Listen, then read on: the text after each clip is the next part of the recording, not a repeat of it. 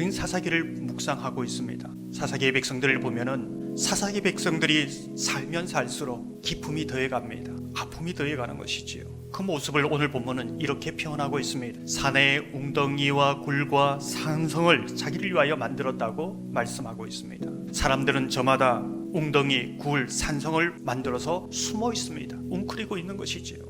처음에는 마을과 가장 가까운 계곡 옆에 동굴을 만들어 살았습니다. 그런데 거기에도 미디안이 쳐들어오는 것이지요. 더 깊은 산골짜기로 들어갑니다. 거기에서 사는 것이지요. 더 깊은 산골짜기로 들어가면 들어갈수록 얼마나 그들의 아픔이 깊은지, 신음이 깊은지 우리는 생각해 보는 것이지요. 우리가 주목하게 되는 것은 하나님께서는 이스라엘 백성들의 그 신음과 아픔이 깊으면 깊을수록 더 깊은 하나님의 긍휼과 더 깊은 사랑을 베풀고 계신다는 겁니다. 그들의 아픔, 하나님의 긍휼과 비교했을 때 비교되지 않는 것이지요. 오늘 본문을 보면서 하나님께서 그 크신 긍휼을 어떻게 나타내시는가? 여호와께서 이스라엘 자손에게 한 선지자를 보내시니 하나님은 그 백성들을 포기할 수 없습니다. 끊임없이 선지자를 보내서 말씀을 듣게 하십니다. 그게 하나님의 크신 긍휼입니다. 왜 이 방법을 쓰실까요? 사실 이스라엘 백성들의 질문이 무엇입니까? 어떻게 자유를 누리며 평안을 누릴 수 있는가?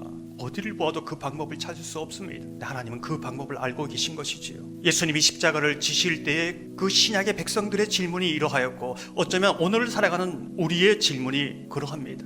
하나님은 하나님의 말씀을 듣게 하심으로 그 웅덩이와 굴에서 그 모든 것을 떨쳐버리고 자유인으로 나오게 하십니다. 하지만 이 말씀을 들을 때 여러분 가운데 이렇게 생각하는 분이 있는 줄 압니다. 그렇습니다. 늘 말씀을 듣지요. 지금도 이렇게 듣고 있잖아요. 하지만 여전히 저는 굴과 웅덩이 그런 곳에 살고 있는 것만 같습니다.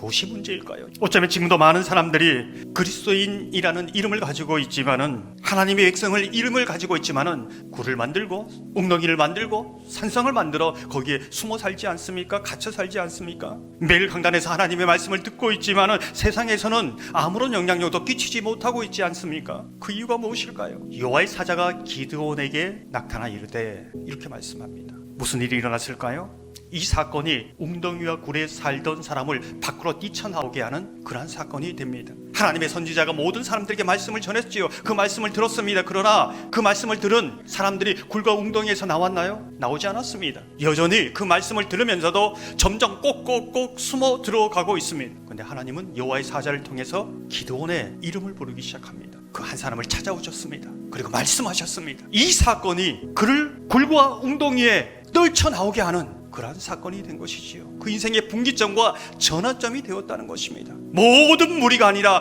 내 이름을 불러가며 내 한 사람에게 말씀하신다는 그 말씀이 능력이 되고 힘이 되어서 그를 일으키신 것이지요. 여호와의 사자가 기드온에게 뭐라고 얘기합니까? 큰 용사여, 여호와께서 너와 함께 계신다. 저는 이 말씀을 묵상하면서 하나님께서 갑자기 기드온을 보고 큰 용사로 생각하셨을까? 그렇지 않다고 생각합니다. 기드온뿐만 아니라 모든 하나님의 백성들을 큰 용사로 그렇게 생각하고 계신 것이지요. 하나님은 우리를 갑자기 사랑하셔서 내가 너를 사랑한다 말씀하지 않습니다. 태초부터 우리를 창조하실 때부터 엄마의 태 속에 있을 때부터 우리를 사랑하신다 말씀하셨고 그 말씀을 개인적으로 깨달을 때 그 사랑을 알게 되는 것이지요. 기드온은 그 말씀을 들으면서 자신이 굴 속에 살아야 하는 사람이 아니구나, 나는 하나님이 말씀하신 것처럼 큰 용사이구나, 하나님의 사랑받는 자녀이구나 깨닫게 되는 것이지요. 우리가 눈여겨보게 되는 것은 큰 용사여, 이 말씀을 누가 하고 있느냐, 누가 이 가치 부여를 하고 있느냐, 이제 이 부분이 중요하지요.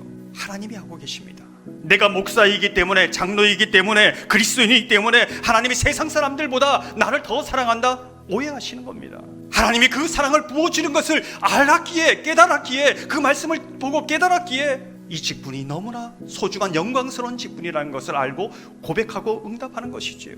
하나님께서 내 사랑하는 자야, 내가 너를 사랑한다, 너와 함께 가자, 내가 너를 위해서 십자가에 피를 흘렸다. 그것이 개인적으로 경험될 때에 인생의 새로운 역사가 일어나는 것이지요. 오늘 기드온은 굴과 웅덩이에서 살면서 많은 인생의 질문을 가지고 있었다는 것을 보여주고 있습니다. 어찌하여서 이 모든 일이 일어났나이까? 어떻게 이런 상황이 나에게 일어납니까? 이 질문을 가지고 있습니다. 의문을 가지고 있습니다. 풀리지 않는 것이지요. 도대체 하나님이 보여주신다는 그 이적과 기적은 어디에 있습니까? 하나님이 우리를 버리신 것이 아닙니까? 그 수많은 질문을 가지고 있어요. 누가 이 질문에 대답해 줄 수 있습니까? 누가 이 답을 얻게 할 수 있었습니까? 하나님이 그의 이름을 부르며 개인적으로 말씀해 주실 때 그 수많은 고민과 의문과 질문들이 풀리기 시작한 것이지요. 하나님이 내 아픔의 깊이, 아무도 몰라주는 내 아픔의 깊이, 그 깊이보다 더 크신 하나님의 긍휼과 사랑으로 담아내신다는 것을 깨닫게 되는 겁니다.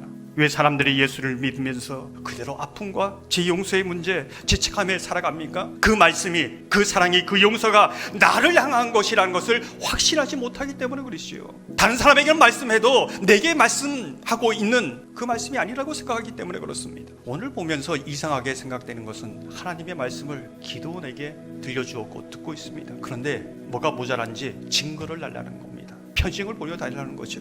한 번도 아니고 3번씩 요구합니다. 여러분 이 부분에 대해서 어떻게 생각하십니까? 이 3번씩 요구하는 것도 이상하지만 그 3번까지 다 들어주시고 응답하시는 하나님, 그 하나님의 긍휼을 보게 됩니다. 기드온의 연약함, 그 의심하는 연약함을 다 담아내시는 그 하나님의 크신 긍휼을 우리는 보게 되는 것이죠.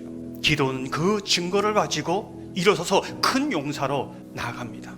굴과 웅덩이를 떨쳐버리고 하나님이 보여주신 세상을 향하여서 나가고 있는 것입니다. 우린 종종 그런 유혹과 미혹에 빠집니다. 내가 하나님을 경험해야 이 진리가 확실한 걸 알지, 이렇게 말합니다. 틀린 말은 아니지요. 그러나 정확한 답변은 아닙니다. 진리가 경험의 토대로 세워진다면 신앙이 왔다 갔다 합니다. 어떨 때는 예수님이 살아계신 것 같고, 어떨 때는 내 마음속에 계신 것 같고, 어떨 때는 전혀 함께하지 않는 것 같고, 왔다 갔다 하는 것이지, 흔들립니다. 어떨 때는 다 무너지기도 합니다. 경험을 통해서 진리를 확증하려고 하는 것입니다.